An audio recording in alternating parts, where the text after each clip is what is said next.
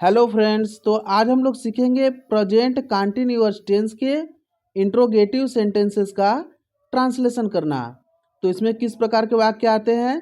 इसमें वाक्य के अंत में रहा है, रही है, रहे हो आदि लगा रहता है तथा वाक्य में प्रश्नवाचक शब्द क्या, क्यों, कब, कैसे आदि आया रहता है। जैसे कि क्या तुम्हारा घोड़ा घास खा रहा है, क्या तुम हॉकी खेल रहे हो, हम स्कूल क्यों जा रहे हैं, मोहन क्यों हंस रहा है। इस प्रकार का वाक्य आता है। इनके ट्रांसलेशन को सीखने से पहले इनके फार्मूला को समझना होगा। तो इसका फार्मूला क्या है। जब प्रश्नवाचक शब्द वाक्य के शुरू में आया हो तब। तो इसका ट्रांसलेशन कैसे करेंगे।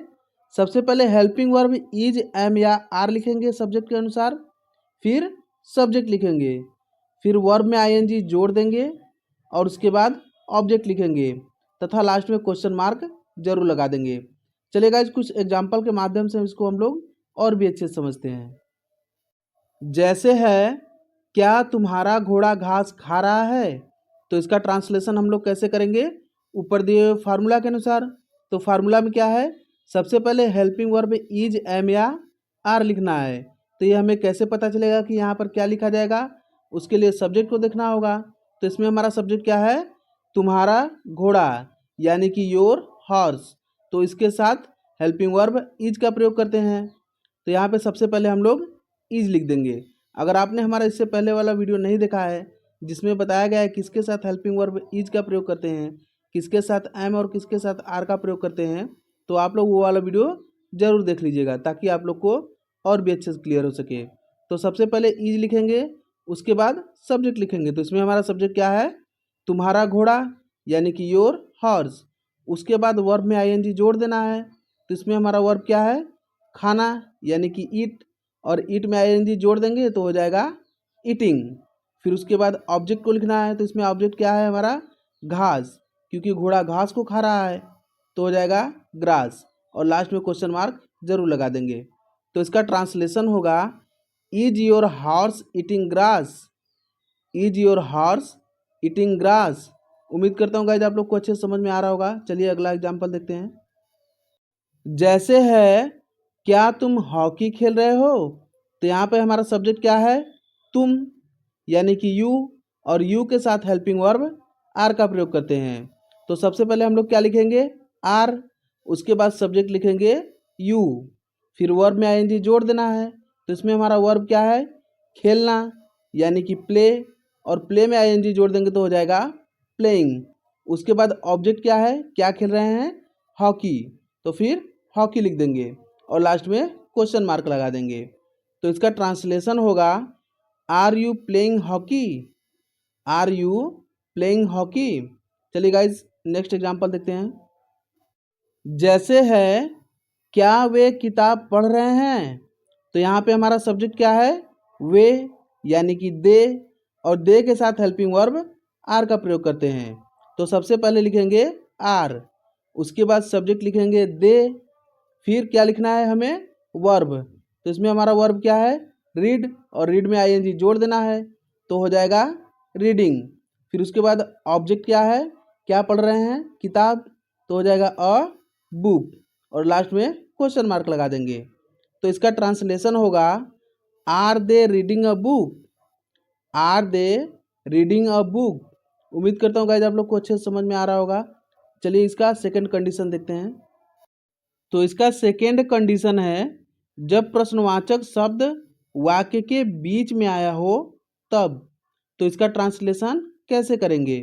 तो इसका ट्रांसलेशन करने के लिए सबसे पहले क्वेश्चन वर्ड की अंग्रेजी लिखेंगे, उसके बाद हेल्पिंग वर्ब इज, एम या आर लिखेंगे, फिर सब्जेक्ट लिखेंगे, फिर वर्ब में आईएनजी जोड़ देंगे, उसके बाद ऑब्जेक्ट लिखेंगे और फिर लास्ट में क्वेश्चन मार्क लगा देंगे।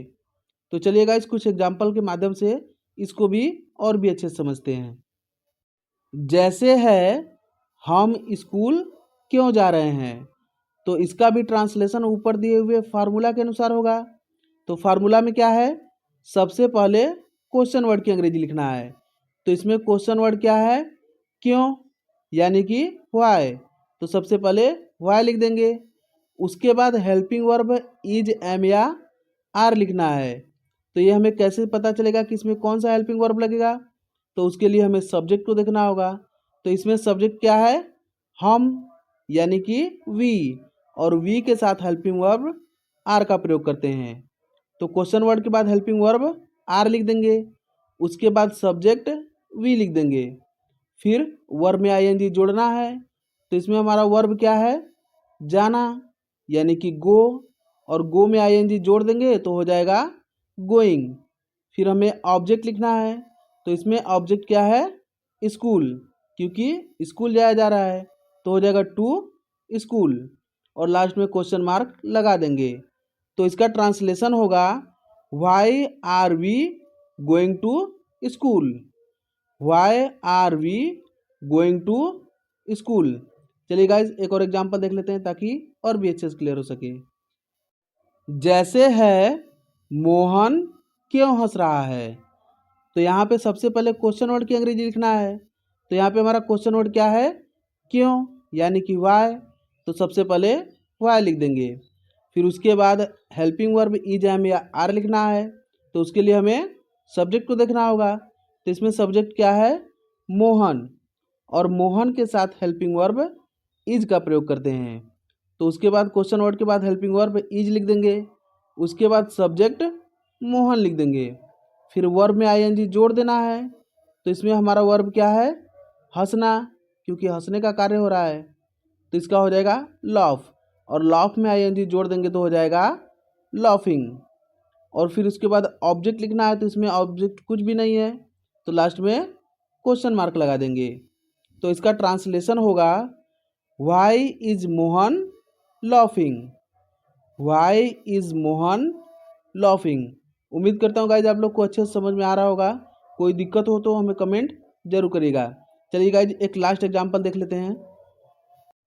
जैसे है मीरा आम क्यों खा रही है? तो यहाँ पे हमारा क्वेश्चन वर्ड क्या है? क्यों। तो सबसे पहले क्वेश्चन वर्ड की अंग्रेजी लिखना है। तो सबसे पहले क्या लिखेंगे? वाई। उसके बाद helping verb is, am are लिखने के लिए हमें सब्जेक्ट को देखना होगा। तो इसमें हमारा सब्जेक्ट क्या है? मीरा। तो मीरा के साथ हेल्पिंग वर्ब इज का प्रयोग करते हैं। तो क्वेश्चन वर्ड के बाद हम लोग हेल्पिंग वर्ब इज लिख देंगे, उसके बाद सब्जेक्ट लिखना है। तो सब्जेक्ट की जगह मीरा लिख देंगे, फिर वर्ब में आईएनजी जोड़ देना है। तो इसमें वर्ब क्या है? खाना, यानी कि ईट, और ईट में आईएनजी जोड़ देंगे तो हो जाएगा ईटिंग। उसके बाद ऑब्जेक्ट लिखना है। तो इसमें ऑब्जेक्ट क्या है? क्या खा रही है? आम, तो फिर लिख देंगे मैंगो, और लास्ट में क्वेश्चन मार्क लगाना नहीं भूलना है। तो इसका ट्रांसलेशन होगा why is Meera eating mango, why is Meera eating mango. अगर गाइज आप लोग को वीडियो अच्छे से समझ में आया हो तो वीडियो को लाइक कर दीजिएगा, तथा हमारे साथ जुड़े रहने के लिए चैनल को सब्सक्राइब करना मत भूलिएगा। पूरा वीडियो देखने के लिए आप लोग का बहुत बहुत धन्यवाद। Thank you.